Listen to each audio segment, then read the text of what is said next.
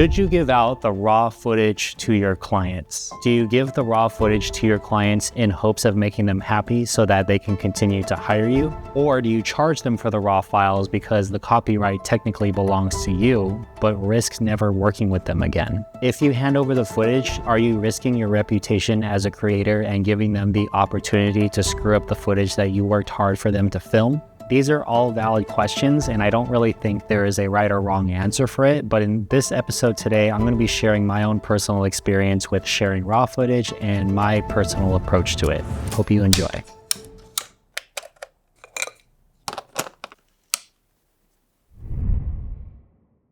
All right, so sharing raw footage with a client. Anytime I've seen like an Instagram post that talks about this, or even like discussions on a Facebook group that talks about this, it seems like it's something that can get just as divisive as politics. So take the information that I say here for whatever you will. This is just me personally sharing my own experience, and where I kind of lean on that part of the debate is I personally think you should give the raw footage to the client if they ask for it. And I do have some experiences on both sides of the argument when I've personally handed out raw footage. So I'm going to kind of share some stories about that and what my own personal thoughts are from those actual experiences. So the reason why I kind of lean more on the side of, yes, you should give the raw footage to the client without charging them extra for it. Basically, like one of the clients that I have right now, they're my highest ticket client. I've been working with them for the past few years, and they tend to give me the most consistent higher budgets out of all of my clients. And one of the things that they always request when I'm working with them is I send them the raw footage. And then the reason why they want the raw footage is because they have an internal marketing team. They have an internal team that puts together all of the assets for their marketing materials. So they'll put the content together in email marketing. They'll use it on their social media pages. They use it on their website. They use it on their crowdfunding sites on the crowdfunding page where they are typically selling their product. And if I were to only give them an edit and not give them any of the footage, then they wouldn't really be able to do any of the extra marketing stuff that they're using the content for. And then they would have to pay extra for it, which in my personal opinion, they already paid for the production. They paid me to create the video for them, create edits, and then they want the raw footage to do some extra things. Me personally, I don't want to do all that extra work that they are actually doing, like putting the assets in their marketing, like screenshots, for example, or I don't necessarily want to be editing the social media content all the time. So in a way, it kind of saves me from having to do like the extra work that I don't necessarily want to be focusing on. And some people say you're leaving a lot of money on the table. And yeah, it's possible that I am, but it's not exactly something that they actually want to pay for. They see more value of having their internal team doing that for them, which is totally fair. So me personally, if I were on the side of charging for the raw footage, it would hurt the long-term relationship that I've actually built with them. They're already paying thousands of dollars for every production that I do with them. And a lot of times I package it together for them to where we're doing multiple videos for one production. So they're easily paying me in like the multi-five figures to actually create their project. So it's almost like, why wouldn't you give us the raw footage? It's like we're already investing this much money into it. We've been working together for a long time. Like, what's the point of trying to charge extra for the raw footage when they've already been a very consistent client? When you do that, it just kind of helps with solidifying like that relationship, making you an easier person to work with. And in reality, Like if you were to not give them the raw footage and charge extra for it, which can easily run in the thousands depending on how you charge it, that's how I would personally charge the fees, which is based off of another story that I'll get into later. But it's like all the parts of being a creator, like aside, like if I were a separate business owner that didn't do video, it's just like there's like extra value and extra trust that could be built with doing stuff like that, in my opinion. So for me personally, when a company is hiring you to shoot content for them, whether that be video or photos, what they are doing is they are purchasing marketing assets from you. Let's say, for example, a company hires a videographer to just shoot the raw footage for them and hand that over. It's already agreed upon that that's the deal of the gig. Shoot the footage, give it to them. But once you add that editing part into it, that's when all of a sudden creators get very protective. They say, oh no, that's my footage. Like you have to pay for the raw footage. But it's like they are already paid for the actual footage itself. They are just paying you extra to actually edit it together. So why does that little extra service that you provide all of a sudden make you become territorial about the footage? You wouldn't necessarily care if you were shooting the raw footage and just giving it to them. But for some reason, all of a sudden, when editing's involved, it's like all of a sudden, no, you have to pay extra for the raw footage. It's like, no, when they hire you, they are paying for the footage. Obviously, they need somebody to film it, so they're hiring you to actually get the footage for them. It's just an extra service to where they actually ask you to edit it. So you're not all of a sudden entitled to not give out the raw footage. Obviously, if they don't ask for it, you don't have to. If they ask for it, you should. It's like, that's technically what they're buying. It's like, they're not necessarily buying like the copyrights to all the footage. Of course, there's probably going to be some like doofus that's like telling me like, no, that's your footage. You should be charging extra for that, blah, blah, blah. Like, that's fine. Like, you're entitled to your opinion. This is just personally mine. A lot of people's arguments will, if I give them the raw footage, they are going to screw up the editing. I mean, that's true. I've had plenty of clients where I do give the raw footage, or I have the raw footage, I have the edit, I give them both, and then they end up being all screwy with it, and it just looks cringe. Like I had a project recently where I was doing a Kickstarter campaign, a commercial for a startup, and I gave them the edit, and I thought it was a really good edit, and I thought it was like, I was pretty proud of it.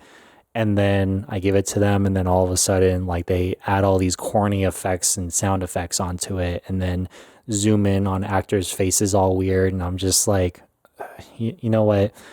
As long as I got paid, I'm like, I don't necessarily need to share this. I have my own version of it that I'm proud of. Like, that's what I'm going to actually use. But a lot of people will get very protective about that. And they're like, no, they're going to screw up the edit. They're going to put some filters on it or whatever. And then it's going to ruin my reputation. And I'm like, honestly, that's kind of like bullshit. Like, from my personal experience, nobody credits like the person who is shooting the content. This is mostly true in a more commercial setting, but not so much in like a creative setting for like music videos or like films, for example. People will definitely be credited, but how often do you watch any of those things and actually care? I don't necessarily care. And if things looked a little screwed up, like, I think people who have been in this long enough will know that, hey, this looks all weird, or this edit is like cringe, or all these effects are weird. It's like, maybe the client screwed it up or something, because most creatives would not make it this sort of way. Only people that are like employees somewhere would think that this actually looks good. Not to talk down on employees, but that's usually the case. If that's something that you're worried about, then I feel like there's probably a lack of confidence in your own work and in your own reputation. In reality, even if things look a little screwy, it's like people are going to remember more like you. They're going to remember how you worked, how easy or hard it was to kind of work together and finish the project. They're going to remember that. And good quality, good edit, whatever, that's kind of subjective to us in a sense. Like most even if a staff editor or somebody took the edit and made some changes that you didn't really like, but because it's part of their, like, it's part of what they paid for, like, they technically have the right to do that. Most people that are going to watch that are probably going to think the video's fine. It's really just us getting so into our heads that we think all of these negative things are going to happen that we end up stirring up all this trouble and hassle just to maintain that creative like integrity, which me personally, I think is kind of stupid.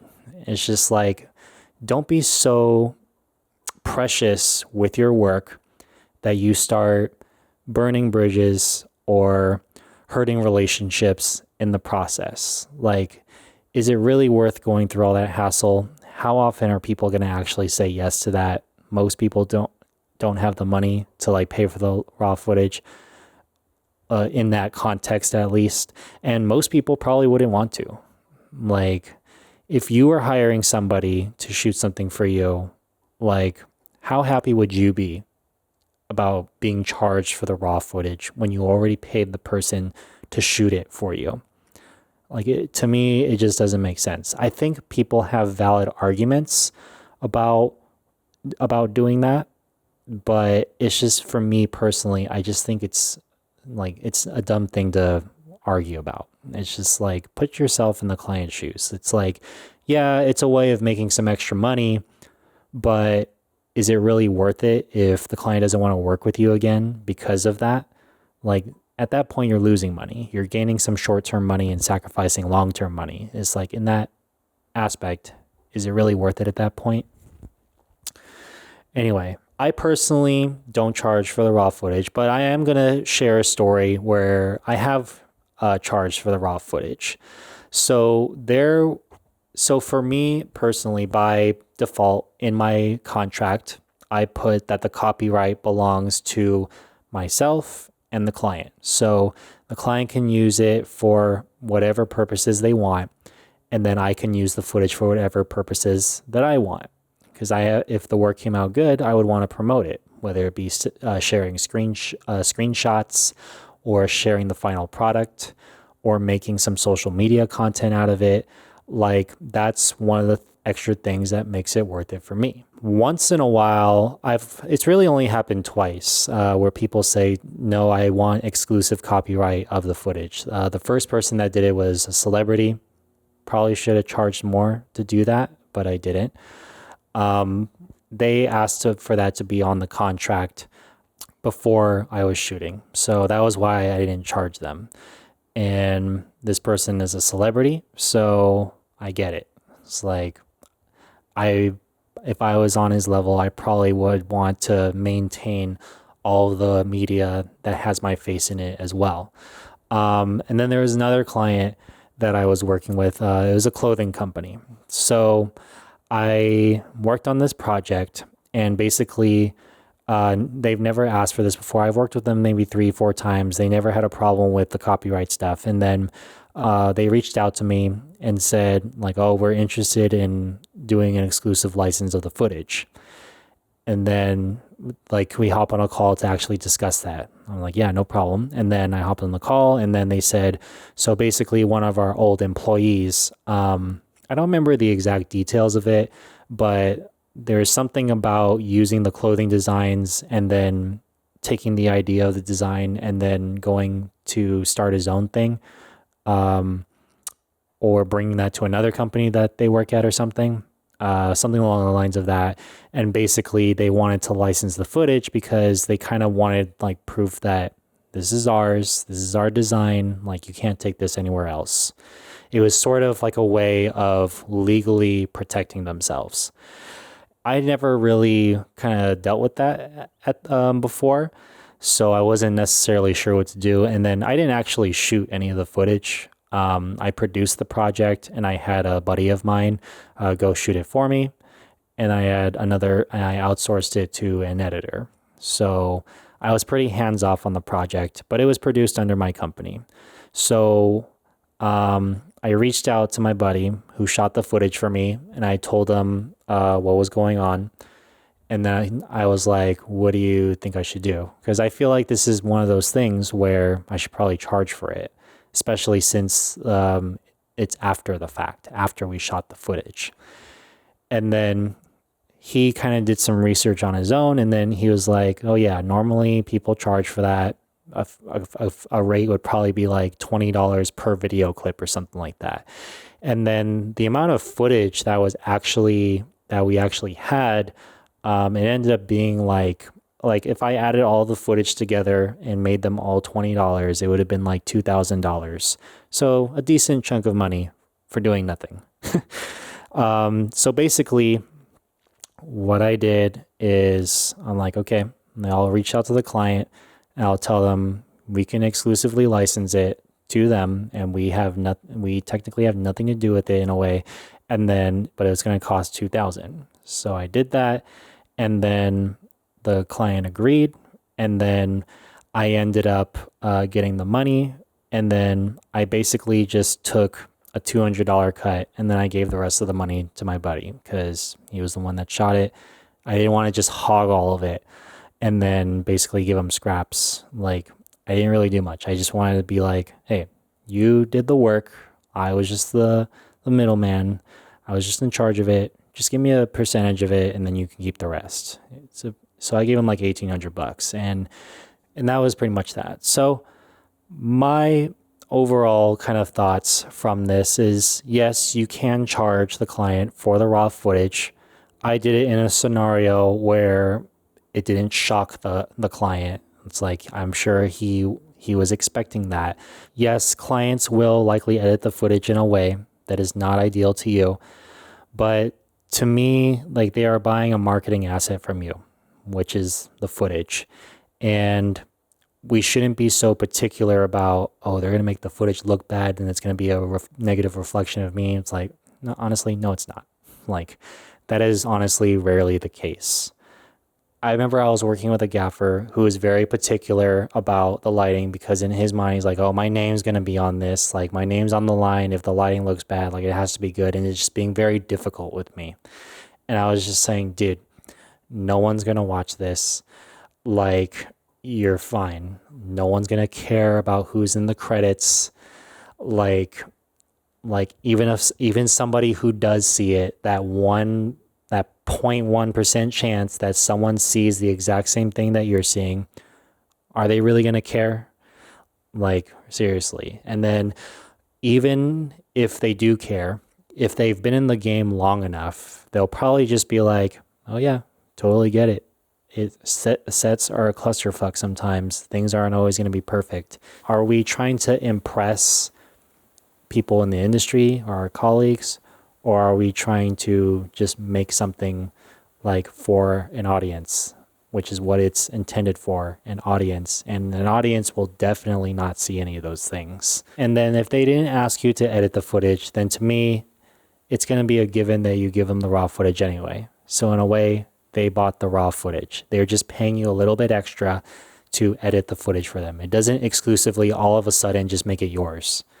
Like, it's just going to hurt you in the long run. I don't think you're going to turn down a shooting only job just because they just want the raw footage. It's like, no, you need a video. You need an edit. It's like, no, that just doesn't happen. Being controlling over your raw files is going to be a good way to lose future work from the client.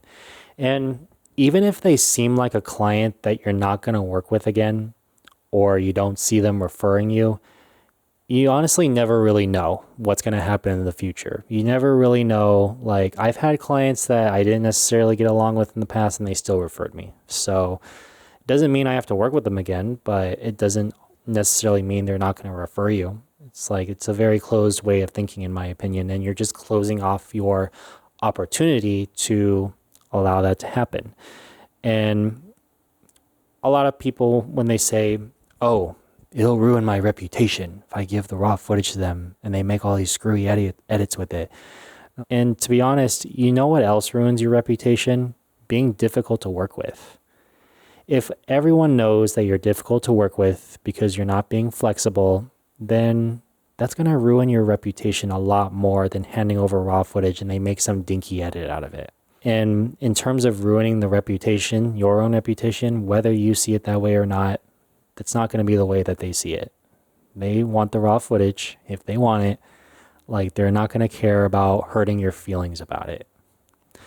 And then another argument that people will make is like, if I give them the raw footage, they might think I'm a bad shooter because the footage is in log. Maybe there's some like out of focus shots that were accidental.